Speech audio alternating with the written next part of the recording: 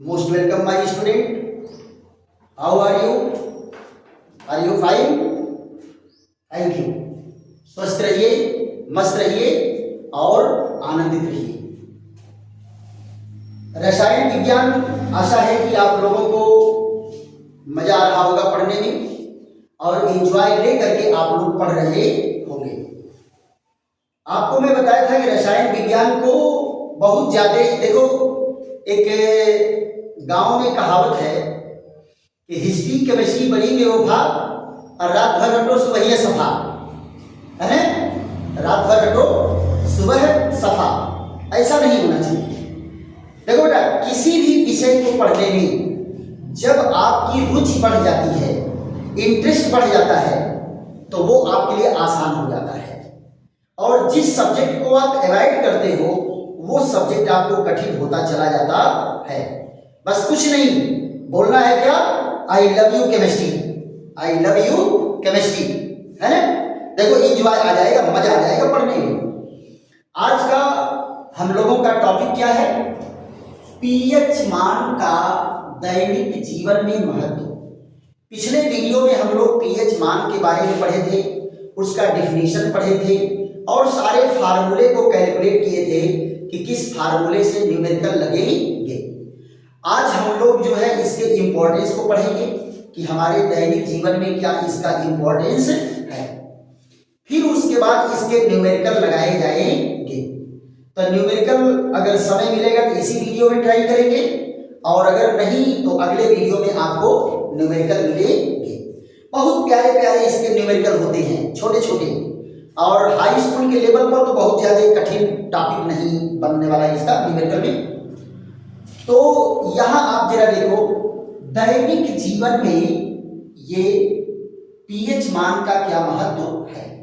एक एक पॉइंट पर बेटा हम चर्चा करते हैं। पौधों और जंतुओं के जीवन में, जंतुओं के जीवन में, जंतुओं के जीवन के लिए, जंतुओं के जीवन के लिए आप जरा ये बताओ, हमारे कोशिकाओं में या पौधों की कोशिकाओं में निरंतर जो है अभिक्रियाएं होती रहती हैं और इन अभिक्रियाओं को एक्टिवेट कौन करता है? इन अभिक्रियाओं को रेगुलेट कौन करता है? एंजाइम। कौन रेगुलेट करता है? एंजाइम। और एंजाइम क्या है बेटा? एंजाइम एक बायोकैटलिस्ट है। एंजाइम क्या है? बायोकैटलिस्ट है। बायोकैटलिस्ट का मतलब क्या होता है? जैव उत्प्रेरक, जैव रासायनिक उत्प्रेरक, जैव रासायनिक उत्प्रेरक है। ये क्या करता है? हमारी कोशिकाओं में या पेड़ पौधों की कोशिकाओं में होने वाली अभिक्रियाओं के वेग को कंट्रोल करता है, वेग को बढ़ाता या घटाता है। एंजाइम सबसे अधिक सक्रिय कब होगा?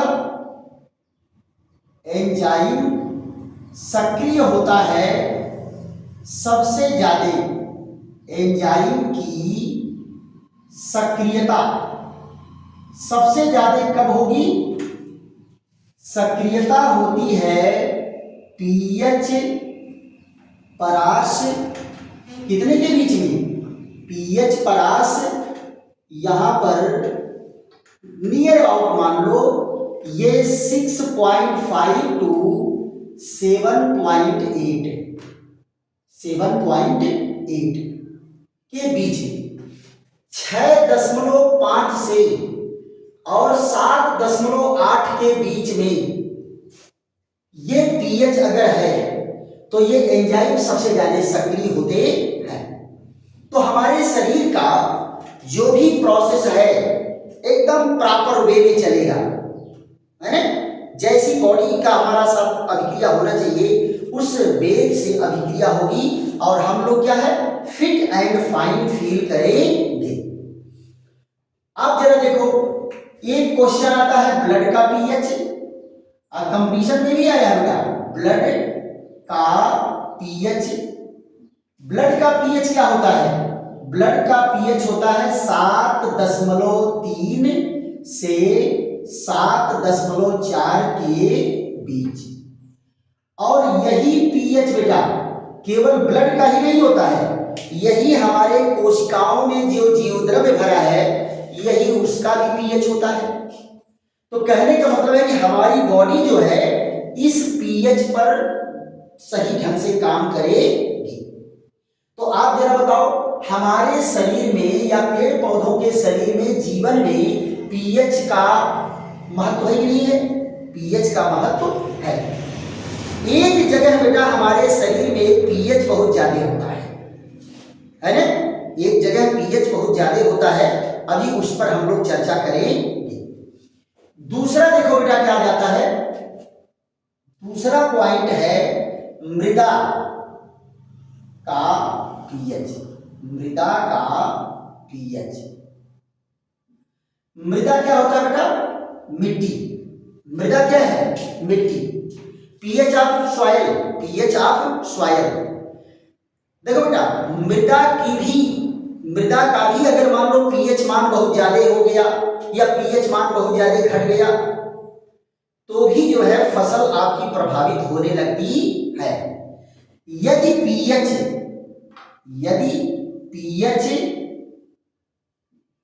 का मान 7 के लगभग है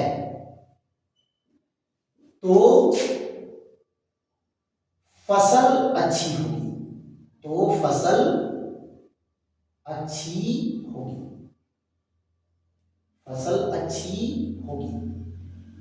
यानी पीएच जो है 7 से थोड़ा आगे पीछे चलेगा, 0.1-2 पॉइंट चलेगा, इस पर जो है फसल आपकी बहुत अच्छी होती है। और सभी जगह के मृदा का पीएच एक ही नहीं होता, सभी जगह की मृदा का पीएच एक ही नहीं होता। इसलिए खेती करने से पहले आप लोगों को मिट्टी की जांच जरूर करा लेनी चाहिए और वो भी पता लगा लेना चाहिए कि कितना पीएच है।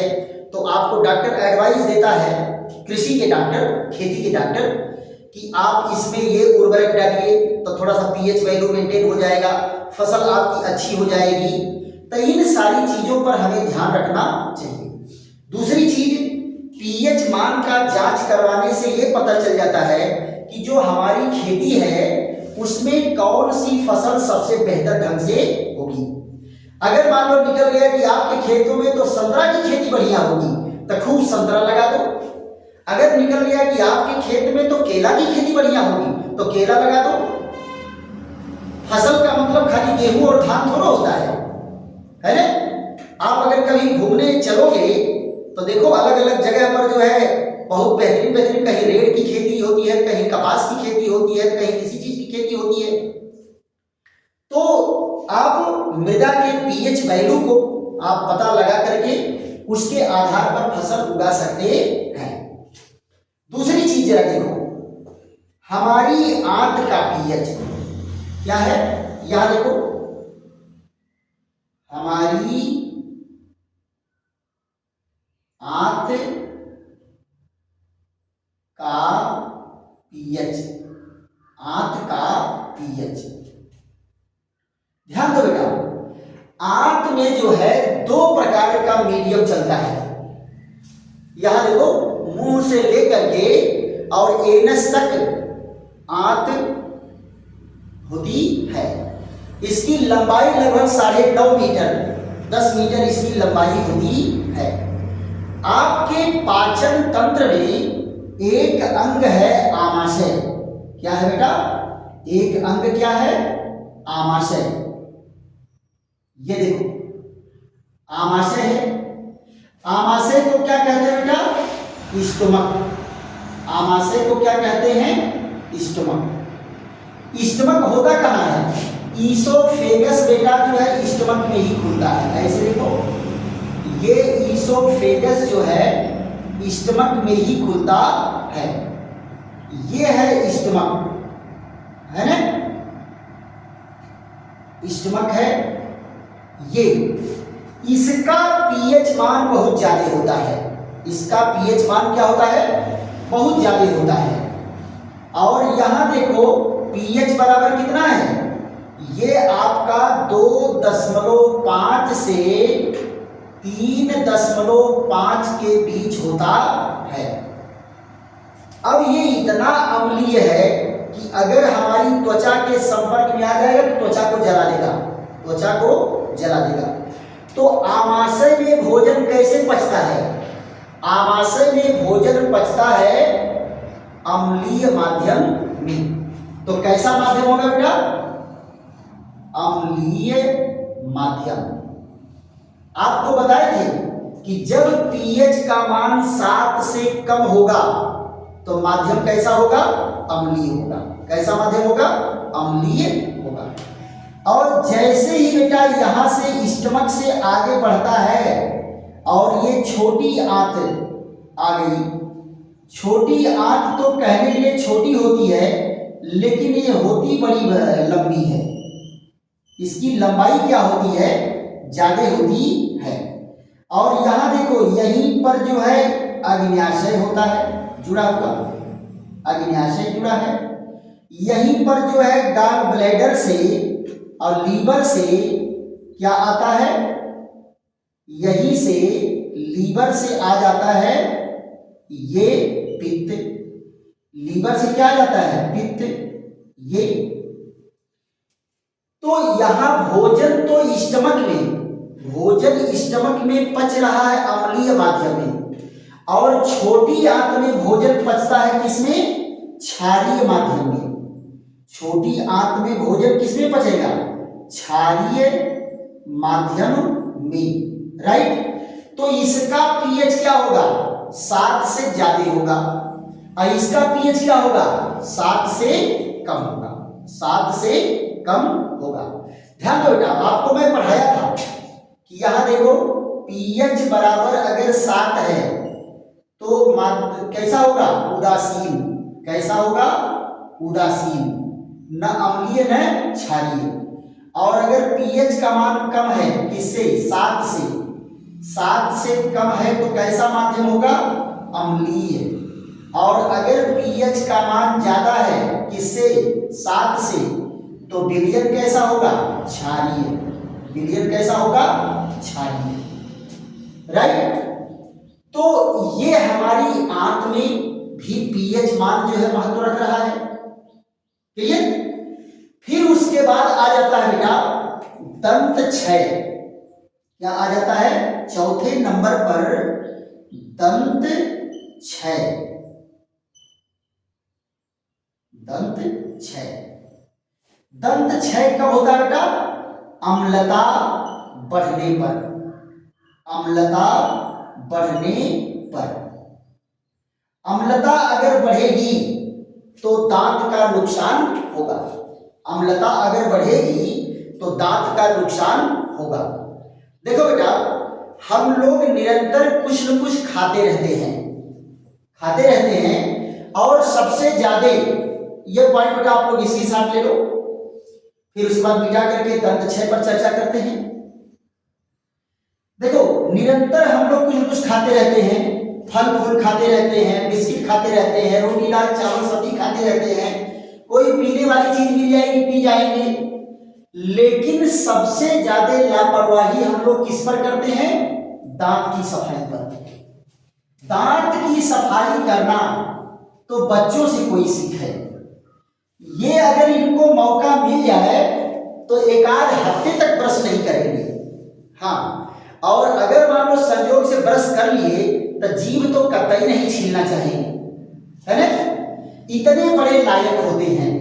और ये जानते हैं क्या है? ये सारी लापरवाही का परिणाम ये होगा कि आपका 30, 35 साल, 40 साल तक जाते जाते सारे दांत प्रभावित हो जाएंगे। तो हमें सबसे पहले ध्यान देना है कि कोई भी चीज अगर हम खाएं तो दांत की सफाई जरूर करनी चाहिए। और खासकर बिस्कुट विस्कुट आप लोग खा लेते हो तो बहुत सारा जो है दांतों में फंस जाता है और जल्दी साफ नहीं होता। और अगर भोज्य पदार्थ बेटा दांतों में फंसा है, भोज्य पदार्थ अगर दांत में फंसा है तो क्या करेगा, ये जीवाणु जो दांत में होते हैं, ये जीवाणु उसका अपघटन करेंगे। जीवाणु क्या करेंगे, भोजन का अपघटन करेंगे और बनाएंगे क्या, अम्ल। क्या बनाएंगे, अम्ल।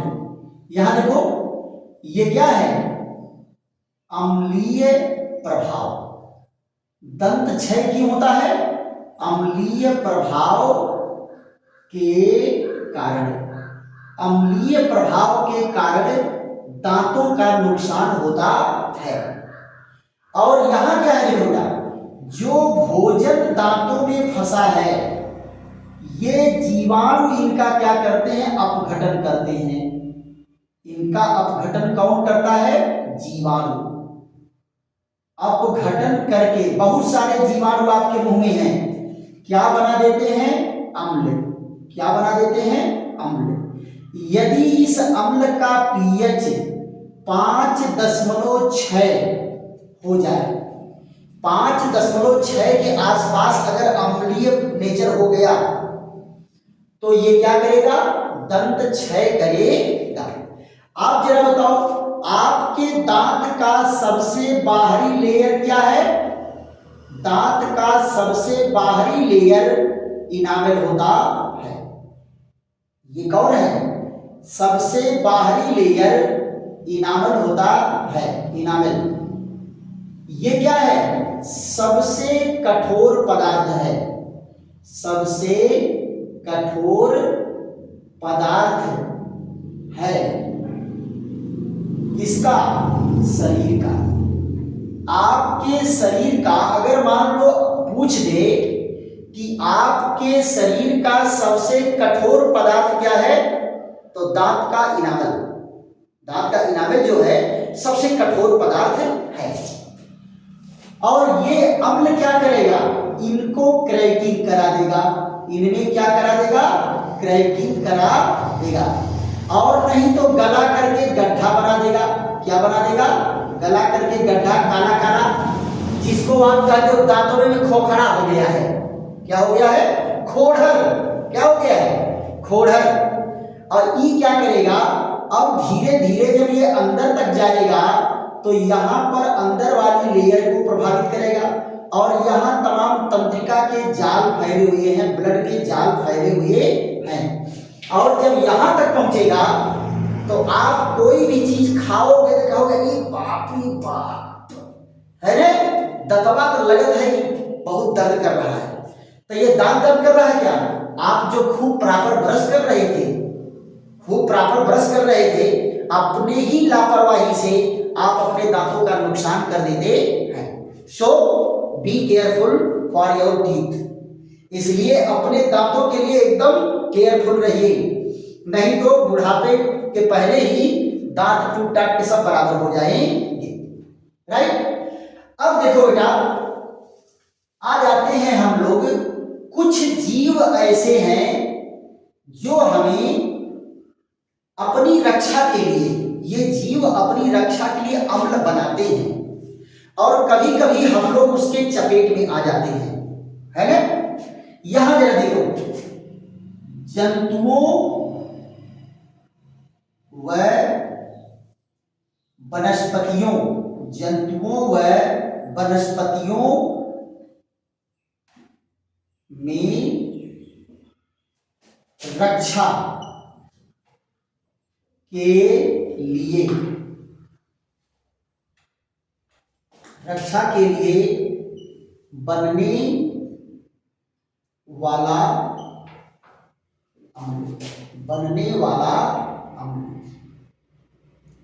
देखो बेटा, जंतुओं और वनस्पतियों में अपनी रक्षा के लिए, अपनी रक्षा के लिए कुछ रासायनिक पदार्थ बनते हैं। देखो, हाड़ा है, हाड़ी है, बिच्छू है, चींटी है, बर्रे है, ये डंक मारती हैं तो कूदने लगते हो कि नहीं लगते हो? कूदने लगते हैं। तो इसमें क्या है, मोस्टली जो है एक पौधा आता है बेटा जिसको नेटल प्लांट कहते हैं। क्या कहते हैं? नेटल प्लांट, जिसको बिच्छू डंक प्लांट कहते हैं। वो जंगलों में पाया जाता है। अगर उसमें पतले पतले कांटे के समान रोए निकले होते हैं उनकी पत्तियों में, अगर वो रोए चुभ गए तो जैसे बिच्छू डंक मारने में दर्द करता है वैसे दर्द होता है। और ये निकालते क्या है, जरा ध्यान दो, इसमें मोस्टली जो है फार्मिक एसिड होता है। कौन होता है? Formic acid. फार्मिक एसिड होता है। इसको जो है IUPAC नाम इसका क्या होता है? Methanoic acid. Methanoic acid. अगर ये आपको टच करा दिया तो मान लो असह्य दर्द होगी आपको। जिसको बीच में बिच्छू उच्छू मारा हो, हाड़ा उड़ा मारा हो, वो खुद महसूस करता होगा। हमको तो कई बार मार देता, हेलमेट में भी घुस जाता है। हाड़ा जो है कई बार हेलमेट घुस करके आँखिए के अगल बगल मार देता है ना? तो हमेशा जो है इनसे बच के क्या रहोगे, ये मारना होगा तो मार ही देंगे। इनके बचने का उपाय क्या है? इसको जो है बेकिंग सोडा, बेकिंग सोडा जो होता है सोडियम बाइकार्बोनेट, जहां पर वो डंक मारा है सोडियम बाइकार्बोनेट को घोल करके, ये कौन है? बेकिंग सोडा है। बेकिंग सोडा, बेकिंग सोडा अगर लगा देंगे तो ये इसको क्या करता है? न्यूट्रल कर देगा। क्या करेगा? न्यूट्रल कर देगा। तो क्या बना देता है? सोडियम फार्मेट बना देगा, लवण, और क्या बना देगा? पानी, और क्या बना देगा? Carbon dioxide. अब ये देखो सोडियम फार्मेट बना। क्या बना? Sodium format. तो ये क्या है? सोडियम फार्मेट साल्ट है और ये अम्ल के प्रभाव को न्यूट्रल कर देता है। अम्ल के प्रभाव को क्या करेगा? न्यूट्रल कर देगा, उदासीन कर देगा। अब आपको दर्द नहीं होगा। क्लियर? आप कहोगे मान लीजिए इनको तो है, इनके लिए क्या है? अगर दांत में अम्लता बढ़ रही है तो इसको कैसे कम किया जाएगा? तो इसके लिए क्या है? इसके लिए है क्षारीय पेस्ट। क्षारीय टूथपेस्ट का यूज करिए। क्षारीय टूथपेस्ट जो है ये दांत के लिए खूब फायदा करता है। ये क्षारीय टूथपेस्ट क्या करेगा? दांत की अम्लता को कम कर देगा और दांत आपका सुरक्षित रहेगा। लेकिन भाई ब्रश और मंजन भी तो बराबर करो, कम से कम तो 2 बार तो ब्रश करो ही करो। ब्रश अगर 2 बार नहीं तो 1 बार सुबह करो, और जितनी बार आप खाना खाओ उतनी बार कुल्ला जरूर करो। अगर मुंह कुल्ला करोगे तो वो जो है आपको नहीं पानी मुंह में लेके कुलकुल कुलकुल करके दांतों को साफ करके वो करते हैं, उसको जरूर करना चाहिए।